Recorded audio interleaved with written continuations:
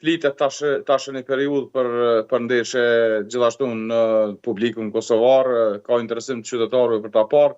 Po ideja është që kësaj radhe nuk kam pa ndonjë organizim për ndonjë vend ku do të përcillet ndeshja në grup.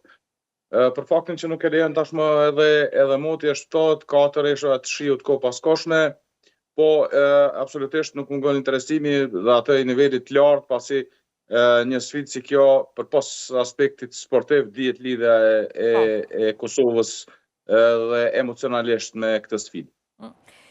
Ne dim që pjesë e kombëtarës shqiptarë në fakt janë shumë futbollistë nga Kosova, po Lugina e Preshevës. Si e shihni përballjen edhe në aspektin e ngarkesës emocionale për vetë futbollistët?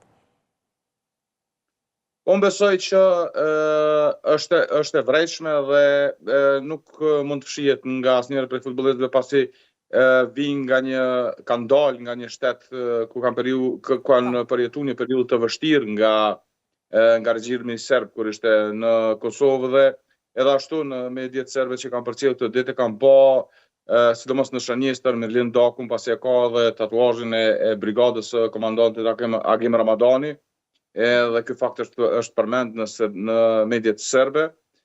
Prandaj mendoj që aspekti emocional nuk do të mungoj, po uroj që ky aspekti emocional t'ju shërbej si forcë për ta kthyer në aspektin sportiv dhe për të arritur rezultatin me kombëtarën e Shqipërisë në këtë sfidë që nuk do të jetë as pak e lehtë.